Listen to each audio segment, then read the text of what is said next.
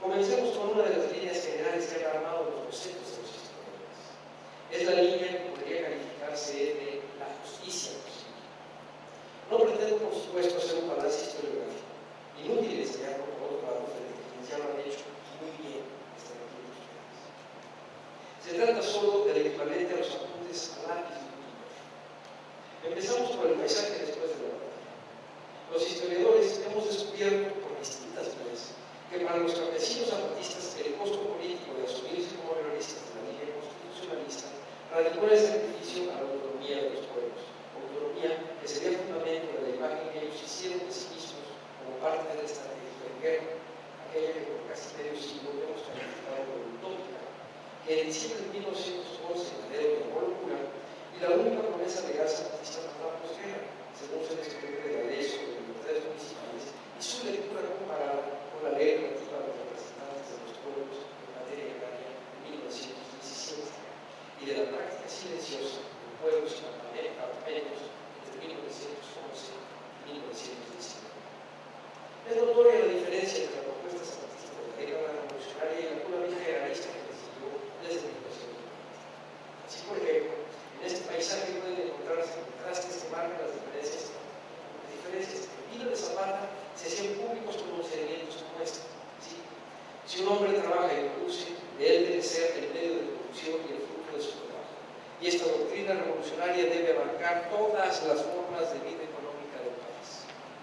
Después de 1920, el tono se ubicaría en particular en las tierras de los poblados y los ejidos subordinados a las políticas estatales.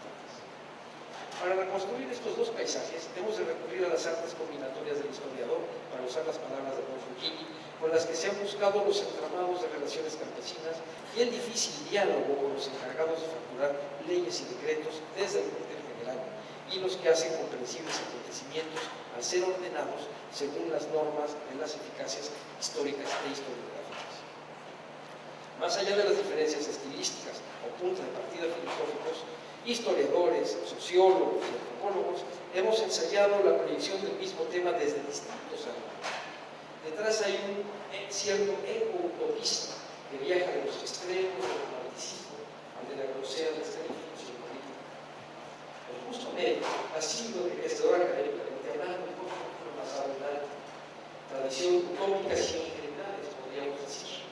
Es si todos los bibliográficos tienen un valor.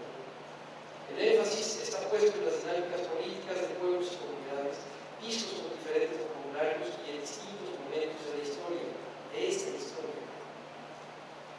Está Suteritlán, Tano, Mau Chevalier, Bacaña, Oboma, Alicia Hernández, Alicia Olivera, Chile, Crespo, Moreira, Martínez Escamilla, Pérez, Magrego, Carbó, Matute, Cabrero, Espejel, Pineda, Anaya, Herrerías, Krause, Taco García, Ávila y Lojano, entre muchos otros.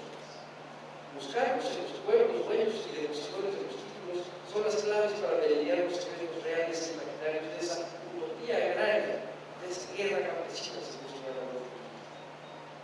Escribió Horacio Crespo que una cuestión no menor es una tradición utopista puesta de manifiesto en la cuidadosa elaboración de una edad de oro de los pueblos campesinos, elaborada secularmente y que fue poderoso articulador en la globalización de las normas concretas, muy claramente perceptible en el discurso explícito de Octavio Ayala y sustento movilizador y justificador de la trama principal del relato realista de los últimos 90.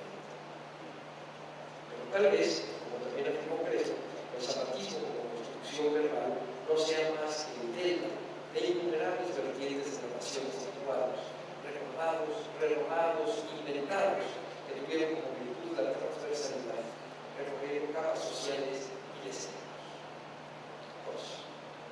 Pero esta perspectiva múltiple que hace la historiografía del zapatismo homogénea a pesar de sus diferencias no ha sido sino reflejo de la complicada realidad política que planteaba la revolución sureña, verdadera agitadora de conciencias. Ya entre 1911 y 1920 se quiso explicar la existencia zapatista bajo claves mixtas, el reto de guerra de castas, articulado por el lenguaje decimonónico y la prefiguración del agrarismo de reivindicación indígena de corte moderno.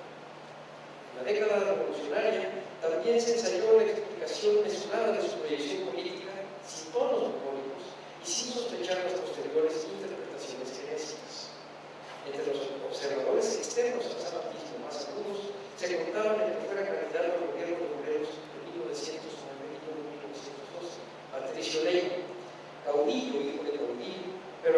trampas de la vida frustraron el posible papel histórico protagónico. Un impedimento físico desvió el carisma necesario a su imagen caudillesca.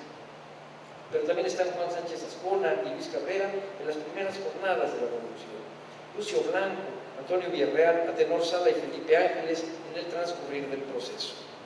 Finalmente, el entramado discursivo de los propios zapatistas deja ver cuál era el paisaje político que imaginaban, a despecho de afirmaciones serias pero sin duda extremas de que los zapatistas no tenían más idea del paisaje político que el de la geografía frente a sus ojos. Ya veremos que eso no es así. De todos los pensadores no zapatistas, Luis Cabrera fue el más influyente. En 1912 escribió el opúsculo La reconstitución de los ejidos de los pueblos como medio de suprimir la esclavitud del jornalero mexicano, leído en la Cámara de Diputados ese año del 12 y publicado por la tipografía de Fidencio Soria en 1913. Imaginaba Cabrera un paisaje rural que adelantaba al que construiría la revolución y que, no sin agria sorpresa de su parte, se desdoblaría en proyecto nacional. Ya en abril de 1910 habría dicho que el futuro del país urgiría una reforma agraria con la creación y protección legal de la pequeña propiedad, pero también que sería, cito, necesario pensar en la reconstitución de los ejidos, procurando que estos sean inalienables, tomando las tierras que se necesiten para ello de las grandes propiedades circunvecinas, ya sea por medio de compras, ya por medio de expropiaciones por causa de utilidad pública con indemnización, ya por medio de arrendamientos o parcerías forzosas. Es incuestionable la influencia de los discursos escritos en la verbalización que modela la realidad, no solo por la confesión explícita que Cabrera haría en 1938, sino por su filiación evidente. Andrés Molina Enríquez es quien está en la base genealógica del pensamiento agrarista, no zapatista, propio del siglo XX. Cabrera, desdoblando su lectura de los grandes problemas nacionales que en 1909 diera a Luis Molina Enríquez, escribió una sentencia que sería retomada por los historiadores y por el recuerdo, confundiendo las palabras con el hecho hasta hacerlas indistinguibles. Escribió Cabrera: Don Francisco I. Madero, en el Plan de San Luis, apuntó la necesidad de tierras como causa del malestar político y progresión remediable. La necesidad de tierras era una especie de fantasma, una idea vaga que en estado nebuloso flotaba en todas las conciencias y en todos los espíritus. Se adivinaba que el problema agrario consistía en dar tierras. Era necesario, continúa Cabrera, dar tierras no a los individuos